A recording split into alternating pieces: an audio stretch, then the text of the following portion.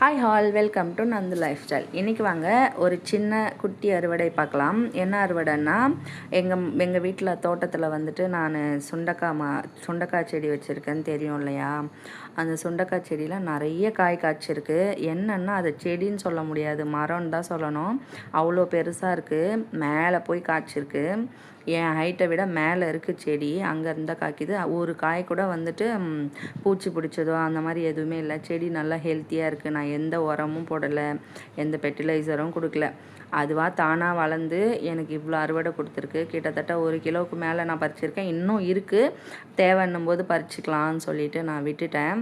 நிறைய வச்சுருந்தது. காய் பாருங்கள், ஒரு காயில் கூட அந்த பூஞ்சை தாக்குதல், எல்லோ மாதிரி இருக்கிறது அதெல்லாம் எதுவுமே இருக்காது. இது நல்லா பிஞ்சு நான் பறிச்சிருக்கிறது. அது இல்லாமல் 2 கொய்யாக்காய் இருந்தது மரத்தில், அதுவும் பறிச்சுக்கிட்டேன். இது எல்லாமே நாட்டு வெரைட்டி தான், எதுவுமே ஹைப்ரிட் கிடையாது. எனக்கு இந்த நாட்டு வெரைட்டிஸ் தான் பிடிக்கும். எனக்கு ஹைப்ரிட் மரமோ செடியோ வளர்க்க அவ்வளோவா பிடிக்காது. இதுதான் இன்றைக்கி எடுத்த அறுவடை. பாருங்கள் எவ்வளோ ஃப்ரெஷ்ஷாக இருக்குது. உங்களுக்கும் இந்த மாதிரி செடி வளர்க்கணுன்னு ஆசை இருந்தால் கண்டிப்பாக வீட்டுக்கு ஒரு செடி, ஒரு மரம், ஏதாவது நம்மளுக்கு எவ்வளோ குட்டி இடம் இருந்தால் கூட அதில் தொட்டிலையாவது வச்சு ஒரு செடி வளங்க. ஏன்னா செடி வளர்த்தா நம்மளுக்கு மைண்டு ரிலாக்ஸாக இருக்கும், அமைதியாக இருக்கும்.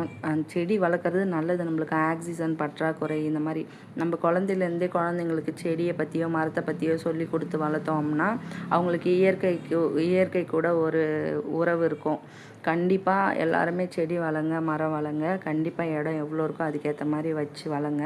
நம்மளுக்கு கடவுள் வந்து கண்டிப்பாக அதாவது இயற்கை நம்மளுக்கு தானாக ஏதாவது ஒன்று அள்ளி கொடுத்துக்கிட்டே இருக்கும்.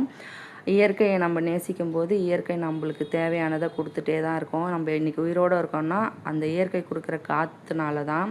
கண்டிப்பாக மரம் வளங்க.